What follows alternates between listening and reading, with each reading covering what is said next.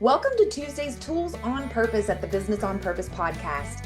Tuesdays are all about equipping you all with the tools that you need to run your business with intention and purpose. Our mission here at Business on Purpose is to liberate business owners from chaos so you can make time for what matters most. My name is Patrice Miles, and I'm one of the coaches on the team. And every Tuesday, I love to dive into the world of tools because in a world where your time is your most precious asset, finding those right tools can really help streamline your operations. So, in each episode, I love to bring you interviews with experts. We share success stories, we provide step by step guides to empower you.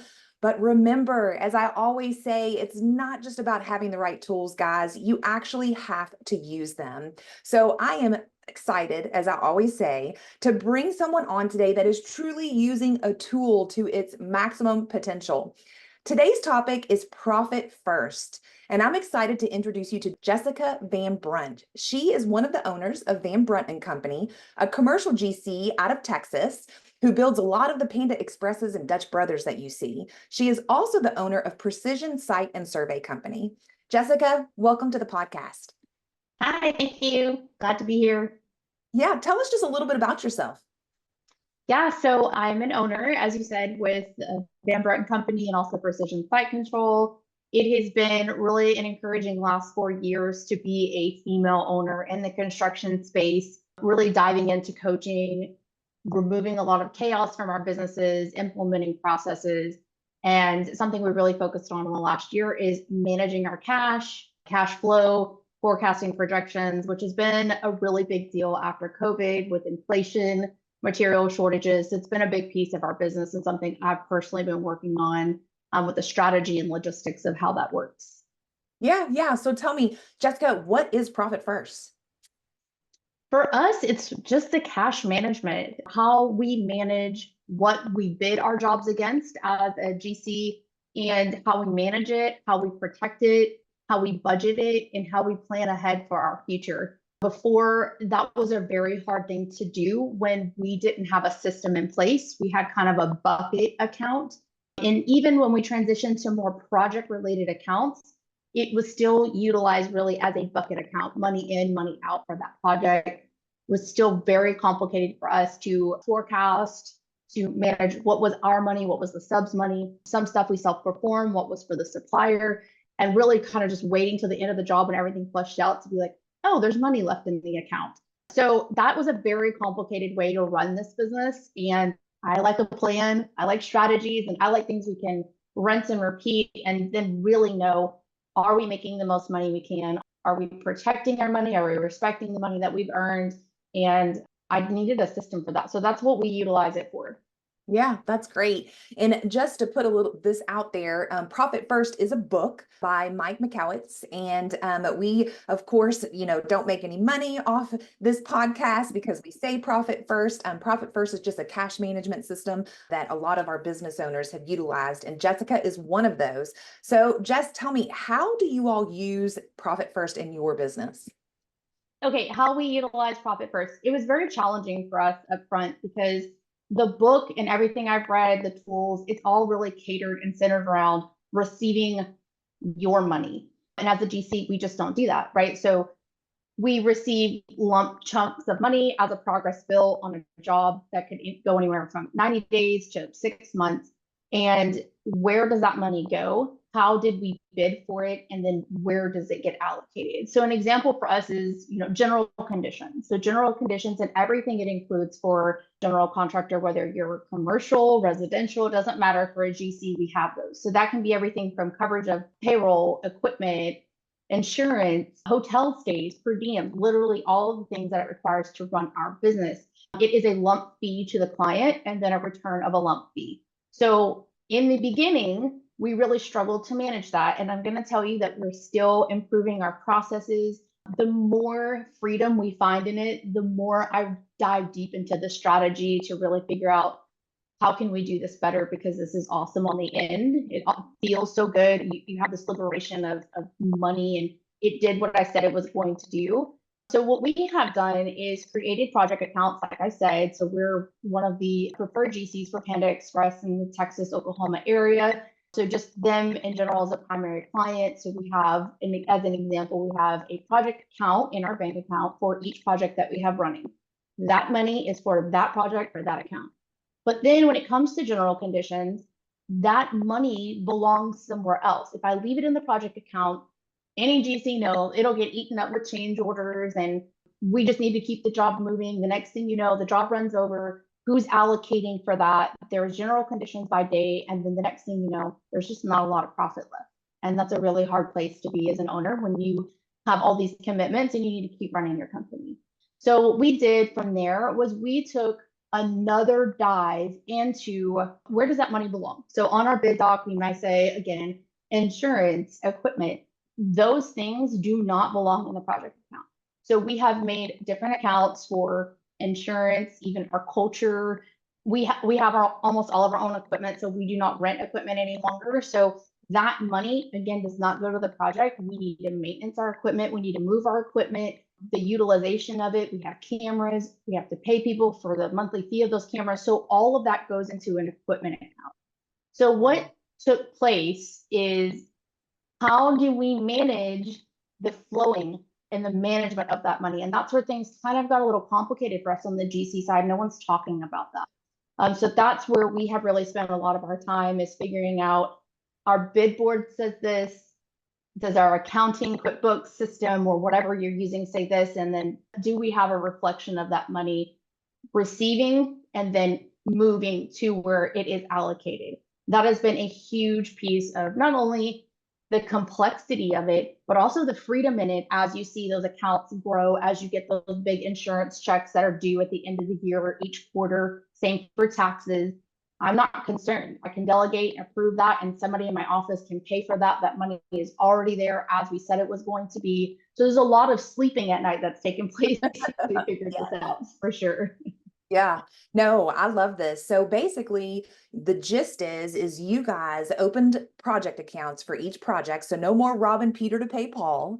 Every amount stays with that project. But then when those funds come in for those general conditions, you are truly allocating to insurance or to equipment, whatever that account is that you had bid out for those particular general conditions. And, you know, one of the joys that I've had walking alongside you all through this process is get to see those accounts get bigger and bigger and bigger.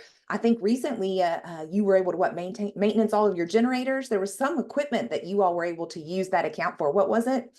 Yes, we have bobcats and generators, and we were able to write a process for my equipment manager on how he manages that account. That's his responsibility, and he can just do that. If the field needs something, he has the power, a process, and an approval system in place that he can just do that. It removed a lot of the bottlenecks for me as an owner when I'm having client meetings or working on things like strategies and things for our business. I don't need to be worrying about bobcats, but where does that money come from? Even so, we just needed to purchase new equipment, and he was able to do the whole process and really just get an owner's authorization at the end to go buy that. He handled everything on his own. So it's not even just the money freedom, it's that like cog in the wheel that I was creating because I was the only person. So now it has a process, we have a BP for it, we have a tracking that's very simple, and everything gets reviewed by me on all accounts and my business partner every Monday in our owners meeting on the L2 dashboard, where we can see everything moving and flowing. And if it's not, we can stop and ask questions, opposed to where did our money go, which was always the question we were trying to figure out. What account was it in? Should it have been in that account? Now everything has a rule and a process. Yeah, I love that. And before, it was just a number at the bottom of the P&L, and oh, do we have the money to be able to maintenance our bobcats or to purchase new equipment? I know also you started a community account where you were able to start putting money in to be able to help. And I think this year you gave a very generous donation to an international nonprofit. I think did you all put in some, or what was it? Yes, we have been partnering with a nonprofit that goes to third world countries. So we have built several water wells in areas that are far from areas where they can receive water. It allows children to be able to go to school as opposed to fetching water. We have just partnered with them to do a huge project for a clinic that sees an enormous amount of people and helps them to keep them from out of hospitals. And this is in an area that's very remote. So we're partnering with them to give it a facelift, to make it a place that people feel welcome to come and safe to leave. And so that's been exciting. We've been able to do that. And most recently, we've helped them purchase an equipment that's going to allow them to take the next step in the things that they need to do to continue to offer the aid that they're doing. This would not have happened, not because our work changed, our work ethic changed, or our giving changed. It's just we didn't know we had it to give. It was just sitting in these accounts, and we had almost a scarcity and fear-based mentality because we just didn't know what was coming next. Now with all of these accounts, we know what's coming and we have it saved and it's there, it's allocated, and we can give more freely, which is why we run this business. And we can do it with the confidence and security that it's there to give. Like that's literally what it's there for. And it's just like anything else. It has a rule, it has a strategy and a BP to follow. So it's been a very crazy, just emotional experience to be able to write checks like, you just dream of as a little girl, to be able to give this way, to do it and not feel scared. Like, I'm excited to do this and I have it to give because I did everything I was supposed to protect this money. So that has been a very encouraging way for us to lead this year with this strategy in place. Yeah, just a true testament of a cheerful giver. It's a lot easier to write that check when the money's in the account compared to just a number at the bottom of a P&L going, hey, can we give to this ministry? We really love it, but do we really have the money to give to them? And just to brag on you a little bit more, being able to have an account where now you have that 6 months of reserve, getting to have accounts to where you can actually talk about, pay raises and bonuses for employees and actually know that the money is there. So it's just a tremendous joy that it has been to walk alongside you all and get to see the financial freedom that you guys have gained just from the clarity of implementing a cash management system. But I know you have worked your butt off to get where this is. So guys, we make it sound so simple, and it is, because you just need to take the step and get started. Just open one account, open 2 accounts, and just start allocating those funds where they need to go. And just by taking that step, you can of course take even more steps like Jessica has, to where you can finally one day have that full financial freedom that Van Brunt and Company has gotten to experience. Before I let you go, Jess, is there anything else that we should share with our listeners, or do you feel like we've pretty much touched everything? I do want to share one other thing. Another benefit to this is the relationship that has strengthened between us and our bank. So when we first went in our bank and we started opening these accounts, they were kind of laughing and, oh, she's starting another account, and the emails would go back and forth. But what I will say is we have now a relationship where the bank will literally text and said, hey, we just wanted to say hi. We never worry about you guys. You're doing a great job. We're excited to be your biggest fan. And that was not my relationship with my bank before, not because they are not a good bank. It's just, they couldn't even tell, right? And they know that our industry is high risk. So for my banker to be able to be our biggest cheerleader, that's been huge. So I just say, from a place of encouragement, if you are not working with a bank that believes in this system, or they don't even need to believe in it, they just need to support you, find a different bank. That is probably the biggest thing, is how does it look on your online portal when you log into your bank? Are you able to do transfers easily? Are you able to track those transfers, make transfer notes? Because you do want to be able to go in there and see those transfers and make sure that things got moved as your employees said that they did. But the other piece to that is, now our bank is cheering us on when we open another account, because they know that we have put these safety net and these rules. And it's sometimes funny because we're like, oh my goodness, we need an insurance account. And they're all of us, even the bank's like, oh yeah, why didn't you think of that? So it's just really funny to see that. So I just say that as a place of encouragement. It feels awkward and weird at first when you go and you're like, yes, I need to open 14 bank accounts, and now having over 35 bank accounts. And we also do this for our personal life as well.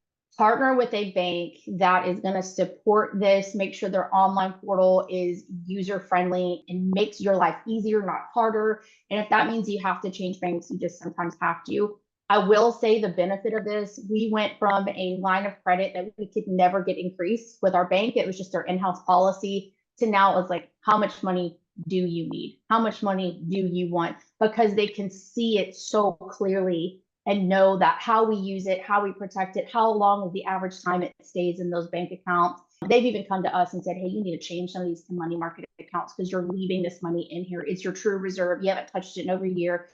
let us help you make more money on your money. And those are kind of relationships and partner conversations we just weren't having before. So it put us in a place of power and also put us in a place of just a very strong place to build a relationship with the bank, which is really hard to do in construction. They don't usually prefer to take a lot of risk with us, right? So I just say that as a place of encouragement. Find that bank, build that relationship, organize your money.